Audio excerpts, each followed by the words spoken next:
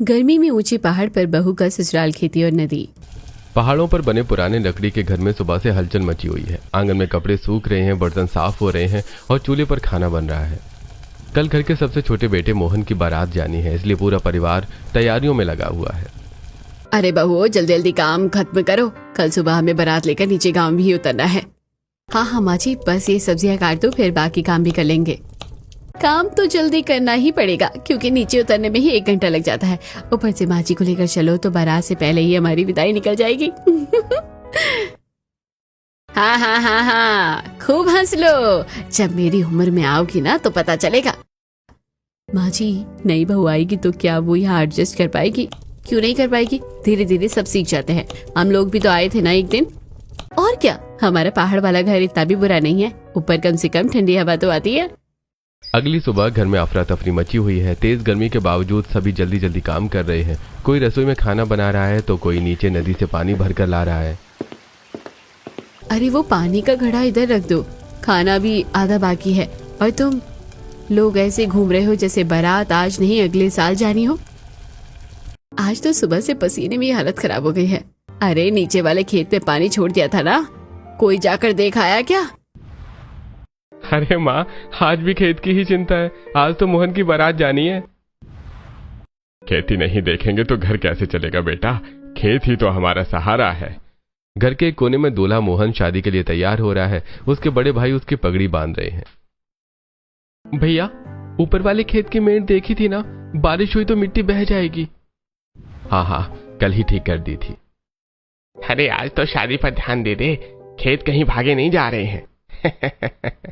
मोहन के चेहरे पर हल्की मुस्कान आ गई। तभी रघुवीर सबको तैयार होते हुए देख रहे हैं। मेरे बच्चों और बहुओं ने इस घर को बहुत अच्छे से संभाला है। बस यही उम्मीद है कि आने वाली बहू भी इस पहाड़ वाले घर को अपना लेगी। जब ये चारों बहुएं इस घर को अच्छे से संभाल रही है तो वो भी धीरे धीरे इस घर को अपना ही बना लेगी। अब चले। थोड़ी देर बाद पूरा परिवार बारात लेकर पहाड़ से नीचे उतरने लगता है। रास्ते में नदी बहती, नदी और आसपास के फैले हरे भरे खेत साफ दिख रहे हैं। देखो तो ऊपर से हमारे खेत कितने अच्छे लग रहे हैं ना। और लोग कहते हैं पहाड़ में रहना मुश्किल है। नीचे गांव के कुछ लोग बारात को देखते हुए आपस में बातें करने लगते हैं। पता नहीं कौन अपनी बेटी को इतनी ऊंचाई पर भेज रहा है, हमसे तो इस पहाड़ में रहना ना हो पाए। हमारी चिंता मत कीजिए, हम लोग वहाँ बहुत खुश हैं और आने वाले भी बहुत खुश रहेगी। और ऊपर इतनी गर्मी भी नहीं लगती है जितनी नीचे गांव में लगती है। अरे भाई, पहाड़ की जिंदगी आसान नहीं होती। मुश्किलें हर जगह होती है भैया, बस परिवार साथ होना चाहिए। आप लोग बातें बाद में करना, पहले गाड़ी में बैठो वरना मोहन की शादी का मुहूर्त निकल जाएगा और बेचारा दूल्हा बिना दुल्हन के बैठा रहेगा। बारात गाड़ियों में सवार होकर लड़के के घर की तरफ निकलती है। कुछ देर बाद जब बारात पहुंचती है तो ढोल बजते हैं, जोरदार स्वागत होता है। मोहन और नंदिनी 7 फेरे ले लेते हैं। पूरा परिवार खुशी से ये पल देखता है। आखिर हमारे छोटे भाई की भी शादी हो गई। हाँ, अब घर में एक और बहू आ जाएगी। सभी रस्में पूरी होते ही नंदिनी रोते हुए अपने घर वालों से गले मिली। बेटा घबराना मत, अपना ख्याल रखना। भाई, अपने नए घर को संभालना, वो घर अब तुम्हारा है। नंदिनी आंखों में आंसू लिए बारात के साथ चल पड़ी। शाम तक सब पहाड़ के नीचे पहुंच गए। भारी शादी के कपड़ों में नंदिनी ने ऊपर नजर उठाई तो दूर ऊंचाई पर लकड़ी का घर देखा। ये क्या, हमें ऊपर तक जाना है? हाँ, लेकिन तुम घबराओ मत, हम सब है ना तुम्हारे साथ। पहली बार में थोड़ा मुश्किल लगता है, फिर आदत हो जाती है। सभी बहुएं मिलकर नंदिनी को सहारा देते हुए पहाड़ के ऊपर की तरफ ले जा रही हैं। आप लोग रोज इतना ऊपर नीचे जाती हो? हाँ, अब तो आदत हो गई है, तुम्हें भी हो जाएगी। काफी देर बाद सब ऊपर पहुंचते हैं। नंदिनी थकी हुई सांस लेते हुए चारों तरफ देखती है। लकड़ी का घर, ठंडी हवा, पहाड़ों की शांति देखकर उसके चेहरे की घबराहट थोड़ी कम हो गई। अरे यहाँ तो नीचे गांव से काफी कम गर्मी लग रही है। कहा था ना, हमारा पहाड़ वाला घर सबसे अलग है। चलो बहू, अब यही तुम्हारा घर है। नंदिनी हल्का सा मुस्कुरा देती है। पूरा परिवार उसे लेकर घर के अंदर चला जाता है। थोड़ी देर बाद वो बाहर खड़ी होकर ठंडी हवा, दूर फैले खेत और नीचे बहती नदी को फिर से देखने लगती है। उसे देखकर चारों बहुएं भी नंदिनी के पास आ जाती हैं। यहाँ का माहौल नीचे गांव से बिल्कुल अलग है, यहाँ रहना बहुत मुश्किल होगा। शुरुआत में हमें भी ऐसा ही लगा था, फिर धीरे धीरे यही जगह हमें अपनी लगने लगती है। कुछ दिनों बाद नीचे गांव की गर्मी से भागकर वापस यहीं आओगी। इन पहाड़ों की तो यही खास बात होती है कि ये पहाड़ धीरे धीरे सबको अपना बना लेते हैं। बातें करते करते रात हो जाती है। थोड़ी देर बाद पूरा परिवार एक साथ बैठकर खाना खाने लगता है। सब थके जरूर हैं, लेकिन घर में अपनापन साफ महसूस हो रहा होता है। अरे नंदिनी बहू, थोड़ी और दाल ले लो। नहीं माँ जी, इतनी काफी है। अरे आज तो पूरा दिन भागदौड़ में निकल गया। लेकिन शादी अच्छे से हो गई, वही बड़ी बात है। नंदिनी चुपचाप सबको देखती है। घर में मोबाइल होते हुए भी कोई फोन में नहीं लगा होता। सब साथ बैठकर बातें और हंसी मजाक कर रहे हैं। कल से तुम्हें भी हमारी पहाड़ वाली जिंदगी की आदत डालनी पड़ेगी। थोड़ा मुश्किल तो होगा, पर मैं कोशिश करूंगी। मुश्किल है, लेकिन यहाँ अपना अलग ही सुकून है। रात का खाना खत्म होने के बाद सभी अपने अपने कमरों में चले जाते हैं। अगली सुबह मुर्गों की आवाज और ठंडी हवा के बीच नंदिनी की आंख खुलती है। अभी तो बाहर अंधेरा है, फिर भी सब लोग जाग गए। नंदिनी बाहर आकर समय देखती है। सुबह के सिर्फ 4 बजे होते हैं। आंगन में उसकी चारों जेठानियां पहले से जागकर अपने अपने काम में लगी हुई होती हैं। आप लोग इतनी सुबह क्यों उठ गए? अभी तो रात जैसी लग रही है। यहाँ पहाड़ में सूरज से पहले उठना पड़ता है। कोई चूल्हा जला रहा होता है, कोई सब्जियां काट रहा होता है और कोई नीचे नदी से पानी लाने की तैयारी कर रहा होता है। लेकिन इतनी सुबह क्यों? क्योंकि यहाँ आधा दिन तो काम शुरू करने में ही निकल जाता है। और देर से उठो ना, फिर पानी भी खुद भरो, खेत भी खुद संभालो और माँ जी की डांट भी खाओ। इसलिए हम लोग समझदार बन गए हैं। मतलब यहाँ आराम नाम की कोई चीज नहीं है। आराम है, लेकिन मेहनत बहुत है। मजा भी उतना ही है यहाँ। थोड़ी देर बाद पूरा घर अपने अपने कामों में लग जाता है। रसोई में चूल्हा जल रहा होता है। आज नंदिनी की पहली रसोई है, इसलिए बाकी बहुएं भी उसके साथ रसोई में खड़ी रहती हैं। आराम से बनाना बहू, जल्दी की कोई जरूरत नहीं है। जी माँ जी, वैसे भी मेरी चारों जेठानियां पहले ही किचन में खड़ी हैं मेरा साथ देने के लिए। नंदिनी चूल्हे पर खाना बनाती है। बाकी बहुएं उसकी मदद करती रहती हैं। कुछ देर बाद पूरा परिवार एक साथ बैठकर खाना खाता है। बहू ने तो बहुत अच्छा खाना बनाया है। हाँ, और खीर तो सच में बहुत अच्छी बनी है। मैंने तो बस कोशिश की थी। कोशिश अच्छी हो तो काम अपने आप अच्छा हो जाता है। पूरा परिवार साथ बैठकर आराम से खाना खा रहा होता है। थोड़ी देर बाद खाना खत्म होते ही मीना अचानक उठ जाती है। चलो जल्दी, अब पानी लेने भी जाना है। हमने तो सारे बर्तन भी निकाल दिए हैं। मैं भी चलूं? देखना है कैसे पानी लाते हो आप लोग। हाँ हाँ, अगर सीखना चाहती हो तो जाओ जरूर। पांचों बहुएं खाली मटके लेकर पहाड़ से नीचे उतरने लगती हैं। बाकी चारों को रास्ते की आदत होती है, लेकिन नंदिनी धीरे धीरे संभल कर चलती है। यहाँ रहने का सबसे बड़ा फायदा पता है क्या है?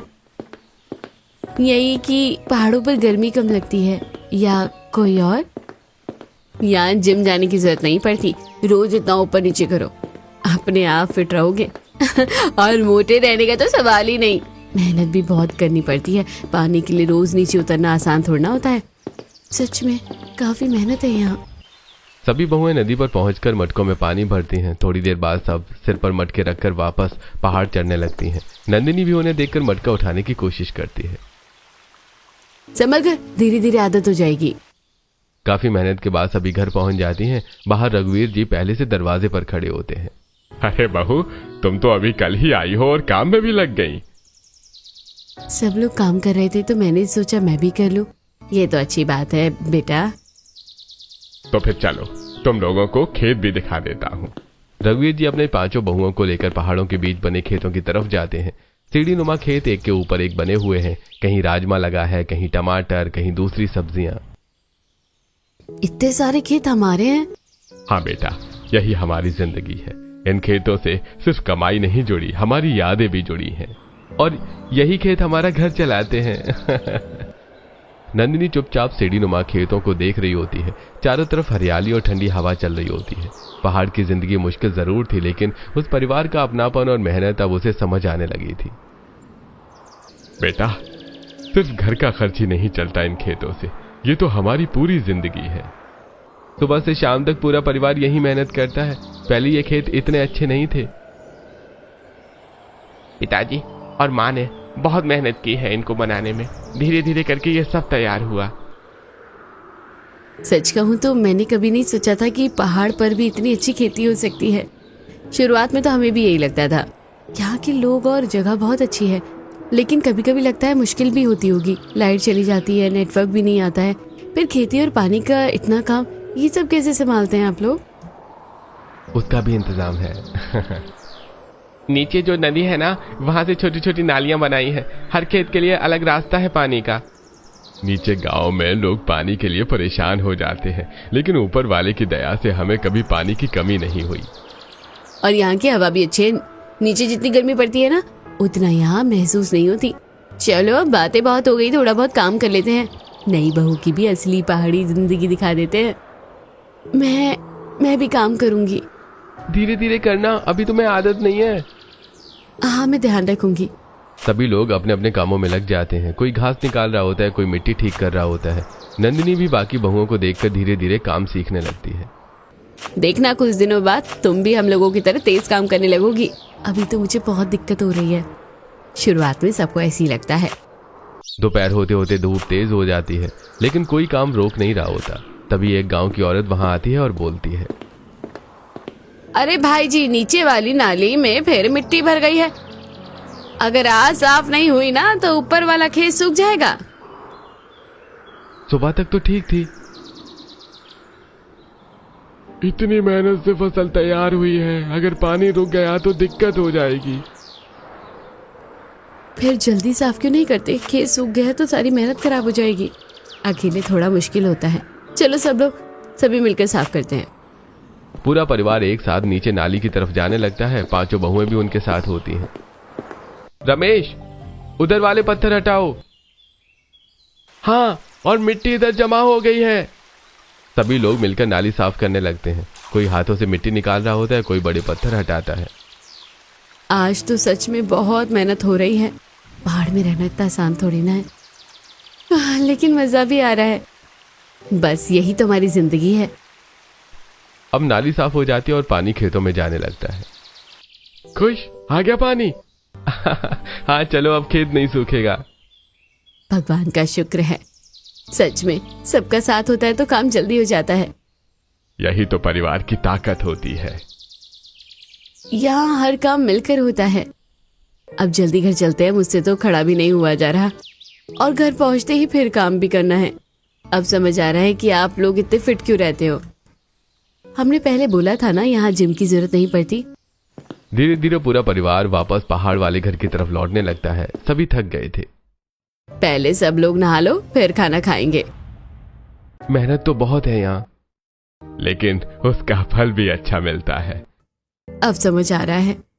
समय धीरे धीरे बीतने लगता है। अब नंदिनी भी अपनी चारों जेठानियों के साथ खेतों में जाने लगी। वो सब सीख रही होती हैं। अब तो नई बहू पूरी पहाड़ी बन गई है। अभी बहुत कुछ सीखना बाकी है, लेकिन तुम जल्दी सीख रही हो। अब पांचों बहुएं मिलकर काम करती हैं। खेतों में भी उनके बीच हंसी मजाक चलता रहता है। नंदिनी अब उनकी अच्छी दोस्त बन चुकी थी। एक रात पानी भरकर लौटते समय रास्ते में हल्का अंधेरा होता है। पहाड़ की ढलान पर चलते हुए अचानक उसका पैर फिसल जाता है। समर का नंदिनी, कहीं चोट तो नहीं लगी? नहीं, लेकिन अब मुझसे नहीं हो रहा है ये सब। क्या हुआ? रोज पहाड़ चढ़ो, नीचे उतरो, पानी लाओ, इतनी मेहनत करो। शुरू में तो सब अच्छा लग रहा था, लेकिन अब समझ आ रहा है कि कितना मुश्किल है यहाँ रहना। धीरे धीरे आदत हो जाएगी। लेकिन क्यों? जब नीचे गांव के लोग आराम से रह सकते हैं तो यहाँ इतनी परेशानी उठाने की क्या जरूरत है? घर पहुंचने के बाद भी नंदिनी का मन शांत नहीं होता। रात में खाना खाने के बाद वो सावित्री के पास बैठ जाती है। माँ जी, एक बात पूछूं? हाँ बेटा, पूछो। आप लोग इतने सालों से यहाँ कैसे रह रहे हो? इतनी मेहनत, इतनी दिक्कत है, कभी मन नहीं किया कि नीचे जाकर रहने का? मुश्किल तो बहुत है यहाँ, लेकिन हर चीज के पीछे एक वजह होती है। तुम्हें पूरी बात नहीं पता अभी। आज से कई साल पहले नीचे गांव की हालत बहुत खराब हो गई थी। हर साल गर्मी बढ़ रही थी, बारिश कम होने लगी थी, खेत सूखने लगे थे। गांव में पानी की बहुत कमी हो गई थी। लोग परेशान रहने लगे थे। कई परिवार तो गांव छोड़कर शहर चले गए। सच में? हाँ बेटा, लोग कहते थे खेती में अब कुछ नहीं बचा। कई लोगों ने अपनी जमीनें बेच दी। लेकिन पिताजी नहीं माने। क्यों? क्योंकि मैं किसान का बेटा हूँ। मेरे बाप दादाओं की जमीन थी वो, मैं उसे छोड़कर कैसे चला जाता। लोगों ने बहुत समझाया था पिताजी को। रघुवीर की आंखों में पुराने दिनों की याद साफ दिखाई देने लगती है। अरे भाई सुनो वीरेंद्र, खेती में अब कुछ नहीं रखा, जमीन बेचो और शहर जाकर रहो। अरे तुम्हारे पास इतना पैसा है जिससे तुम्हारी जिंदगी आराम से कट जाएगी। मैं अपनी जमीन नहीं बेचूंगा।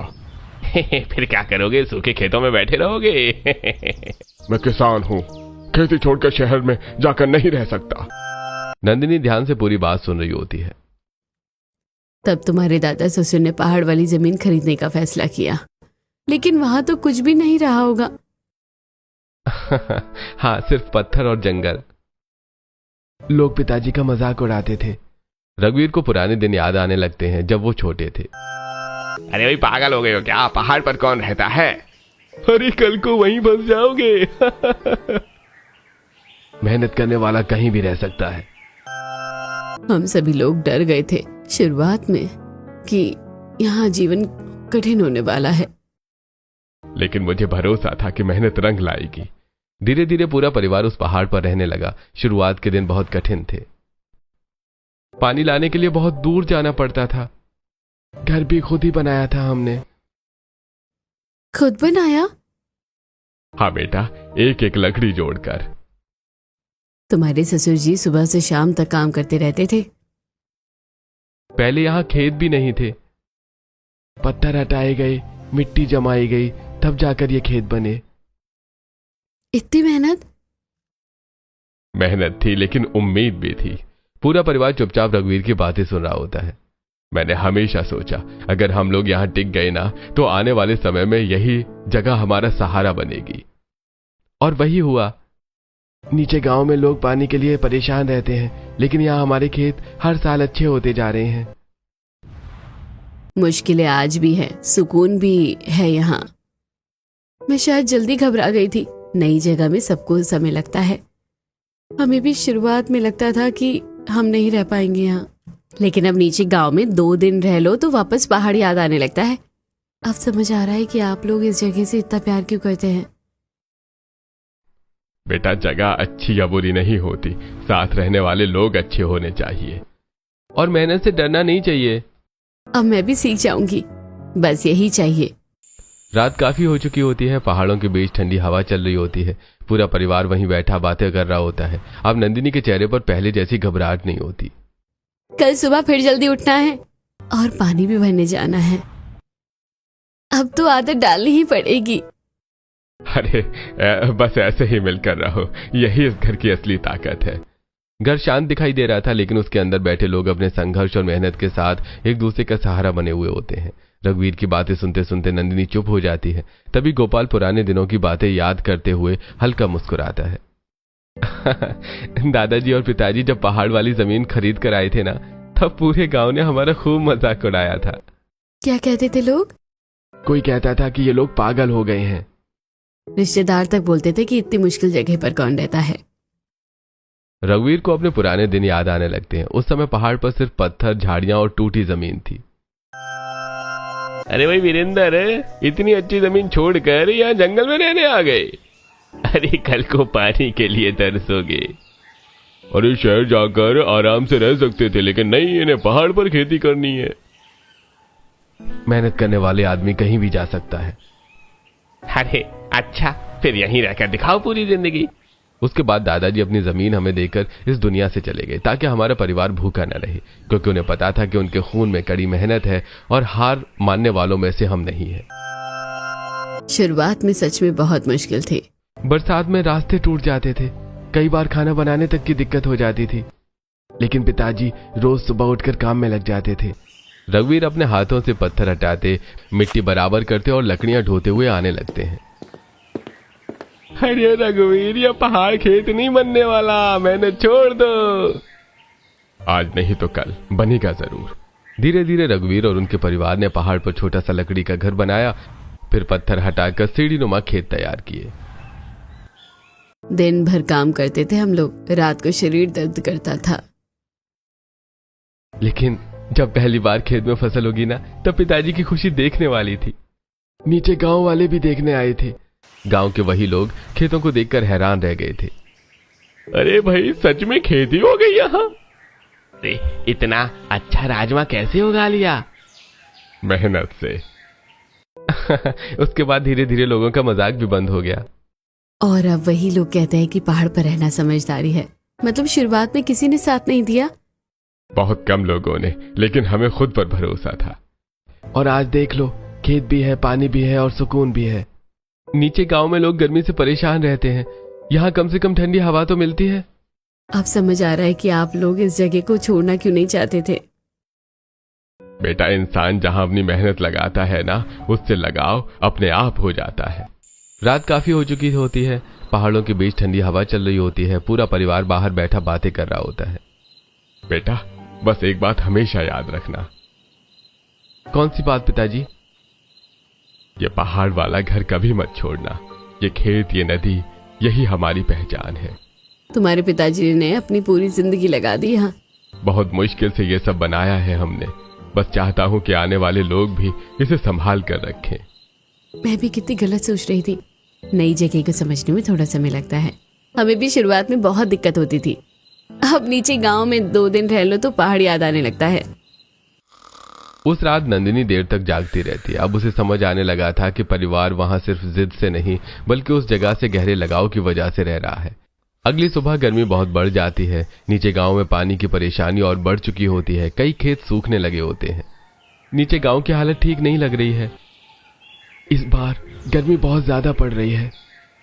कई घरों में पानी खत्म हो गया होगा। हमारे पास जो सब्जियां हैं उनसे थोड़ा बांट देते हैं। हाँ माँ जी, मदद करनी चाहिए। पूरा परिवार खेतों में लग जाता है। कोई टोकरी में टमाटर भर रहा होता है, कोई लौकी निकाल रहा होता है और कोई राजमा की बोरियां बांध रहा होता है। ये वाली टोकरियां नीचे गांव में भेज देंगे और पानी के बड़े ड्रम भी भर दो। अरे ध्यान से भरना, नीचे लोगों को जरूरत होगी। थोड़ी देर बाद नीचे गांव के लोग धीरे धीरे उनके घर आने लगते हैं। सभी के चेहरों पर परेशानी साफ दिखाई दे रही होती है। बहन, थोड़ा पानी मिल जाता क्या? नीचे तो हालत बहुत खराब है। जितना चाहिए ले जाओ, शर्माने की कोई जरूरत नहीं है। अरे भाई, 2 दिन से पानी की बहुत दिक्कत चल रही है बेटा। खेत भी सूखने लगे हैं। आप चिंता मत करो काका। सच कहे तो पहले हम लोग समझते थे कि तुम लोग बेवजह पहाड़ में परेशान हो रहे हो। तब मैं सब दिखा देता है बहन। नीचे गांव में तो लोग पानी के लिए झगड़ रहे हैं, इसलिए हमने हमेशा पानी बचाकर इस्तेमाल किया। भगवान भला करे तुम लोगों का, वरना इस गर्मी में हम क्या करते हैं। और देखो, तुम लोगों की सब्जियां कितनी अच्छी हुई है। मेहनत भी तो बहुत लगती है इसमें। अरे लेकिन मेहनत रंग भी लाई है। सच बताऊं रघुवीर भैया, उस समय हमें लगा था आप लोग गलती कर रहे हो। शुरुआत में सबको ऐसा ही लगा था। और आज देखो, नीचे गांव वाले पानी के लिए परेशान हैं और तुम लोग हम सबकी मदद कर रहे हो। इंसान को समय के हिसाब से बदलना पड़ता है। गांव वाले पानी और सब्जियां लेकर वापस लौटने लगते हैं। जाते जाते सभी परिवार का शुक्रिया करते हैं। अब समझ आ रहा है, ये लोग सिर्फ अपने लिए नहीं जीते। पहाड़ में रहना है तो सबको साथ लेकर चलना पड़ता है बेटा। धीरे धीरे नंदिनी का लगाव भी उस घर से बढ़ने लगता है। अब वो खेतों के काम पूरे मन से करने लगी होती हैं। कुछ दिनों बाद दोपहर का समय होता है। पूरा परिवार खेतों में काम कर रहा होता है। तभी नीचे गांव से एक गाड़ी आती दिखाई देती है। ये कौन आया है? गाड़ी से 2 आदमी उतरते हैं। उनमें से एक आदमी आसपास की जगह को ध्यान से देखने लगता है। नमस्ते। नमस्ते जी। आपकी जगह बहुत सुंदर है। नीचे से पूरा पहाड़ और नदी दिखाई देती है। हाँ जी। दरअसल हम लोग यहाँ एक रिजॉर्ट बनाना चाहते हैं। अगर आप लोग ये जमीन बेच दें तो अच्छा पैसा मिल जाएगा। इतना सुनते ही पूरा परिवार एक दूसरे की तरफ देखने लगता है। जमीन बेच दे? नहीं साहब, ये जमीन हमारे लिए सिर्फ जमीन नहीं है, इसमें हमारी जिंदगी की मेहनत लगी है। अरे लेकिन आप लोगों को बहुत फायदा होगा। और हमारे खेतों का क्या होगा? देखिए, यहाँ टूरिस्ट आएंगे, आपकी जगह मशहूर हो जाएगी। बेटा, पैसा सब कुछ नहीं होता। सोच लीजिए, मैं दोबारा आऊंगा। विक्रम वहां से चला जाता है, लेकिन पूरा परिवार चिंता में पड़ जाता है। पता नहीं अब क्या होगा। कहीं जबरदस्ती कब्जा करने की कोशिश ना करें। इतनी मेहनत से बनाया है सब, अगर खेतों को नुकसान हुआ तो सब खत्म हो जाएगा। उस रात पूरा परिवार खेतों के पास ही बैठा रहता है। सबके मन में डर होता है कि कहीं कोई नुकसान न पहुंचा दे। हमें कुछ समझ नहीं आ रहा। कब तक ऐसे डरते रहेंगे? मैं बात करूंगी उनसे। तुम? हाँ, हर बात लड़ाई से नहीं होती, पहले समझने की कोशिश करनी चाहिए। अगली सुबह भी घर का माहौल थोड़ा शांत रहता है। सब लोग अपने अपने काम में लगे होते हैं, लेकिन सभी के मन में कल वाली बात चल रही होती है। अगर वो लोग दोबारा आए तो मुझे तो डर लग रहा है कि कहीं खेतों को नुकसान ना पहुंचा दे। इतने सालों की मेहनत है ये सब। हर बात लड़ाई से हल नहीं होती। क्या सोच रही हो बेटा? मैं उनसे ठीक से बात करना चाहती हूँ। बात करना चाहती हो? हाँ, मुझे नहीं लगता कि वो लोग बुरे हैं, बस उन्हें हमारी मेहनत समझ नहीं आई। थोड़ी देर बाद वही गाड़ी फिर से पहाड़ के नीचे आकर रुकती है। विक्रम ऊपर की तरफ आने लगता है। लो, फिर आ गए। नमस्ते। नमस्ते। उम्मीद है आपने मेरी बात पर सोचा होगा। सोचा है, लेकिन पहले आपको कुछ दिखाना चाहती हूँ। नंदिनी उन्हें खेतों की तरफ लेकर जाती है। बाकी घर वाले भी पीछे पीछे चले जाते हैं। ये खेत आपको आज अच्छे लग रहे हैं ना? बहुत अच्छे। लेकिन पहले यहाँ से पत्थर थे, खेती तो दूर, ठीक से चलना भी मुश्किल था। पिताजी और दादाजी ने सालों मेहनत की है यहाँ। सुबह से रात तक पत्थर हटाए हैं हमने। पानी लाने के लिए नदी से रास्ते बनाए गए, छोटे छोटे मेढ़ बनाए गए ताकि हर खेत तक पानी पहुंच सके। देखने में ही जगह जितनी सुंदर लगती है, उसे बनाने में उससे कई ज्यादा मेहनत लगी है। इसलिए हम पूरी जमीन नहीं बेच सकते। मैं आपकी बात समझ सकता हूँ, लेकिन आपकी बात भी गलत नहीं है। इतनी सुंदर जगह लोग देखे, ये भी तो अच्छी बात है। फिर अगर पूरा नहीं तो थोड़ा हिस्सा ले लीजिए, बस इतना कि हमारे खेत और घर वैसे ही रहे। परिवार वाले हैरानी से नंदिनी की तरफ देखने लगते हैं। मतलब थोड़ा सा हिस्सा? हाँ, इससे इनकी मेहनत भी सुरक्षित रहेगी और आपका काम भी हो जाएगा। सच कहूं, मैंने इस तरह सोचा ही नहीं था।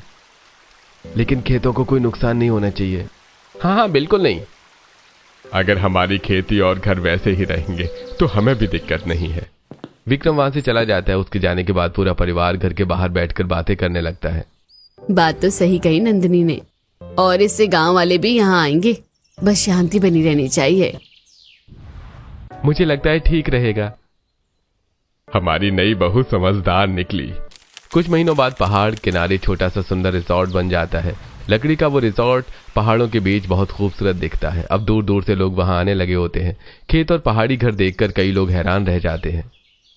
अरे भाई, पहाड़ पर ऐसी खेती मैंने पहली बार देखी है। और यहाँ की हवा कितनी अच्छी है, नीचे तो इतनी गर्मी थी। यहाँ शाम को और ठंडक हो जाती है। गांव वाले भी अब उस जगह को देखकर खुश होते हैं। याद है पहले लोग कहते थे पहाड़ में कैसे रहेंगे, और आज लोग घूमने आ रहे हैं यहाँ। अरे भाई, मेहनत कभी बेकार नहीं जाती। पहले सिर्फ यहाँ पत्थर थे, अब देखो कितनी तरक्की हो गई है। मेहनत तो पूरी फैमिली ने ही की है। अब आपको पहाड़ वाली जिंदगी अच्छी लग रही है ना? रिसोर्ट बनने के बाद भी परिवार की जिंदगी पहले जैसी ही रहती है। सुबह खेतों में काम, दोपहर में सब्जियां और शाम को पूरा परिवार साथ बैठकर खाना खाता है। अब हमारी सब्जियां भी जल्दी बिक जाती है और लोग खेती सीखने भी आने लगे हैं। पहले मुझे लगा था यहाँ सिर्फ मुश्किलें हैं, और अब लगता है इससे अच्छी जगह शायद कहीं नहीं है। शाम का समय होता है। पहाड़ों के बीच ठंडी हवा चल रही होती है। पूरा परिवार घर के बाहर बैठा होता है। देखा, मैंने कहा था ना, ये जगह कभी मत छोड़ना। अब तो लोग यहाँ आने का सपना देखते हैं पिताजी। और सबसे बड़ी बात, हमारा परिवार आज भी साथ है। अभी पहाड़ वाला घर भी सिर्फ आपका नहीं, मेरा भी है। अब तो तुम पूरी पहाड़ी बन गई हो। पहाड़ों के बीच बना वो छोटा सा घर अब सिर्फ रहने की जगह नहीं रह गया। वो मेहनत, परिवार और अपनेपन की पहचान बन चुका होता है।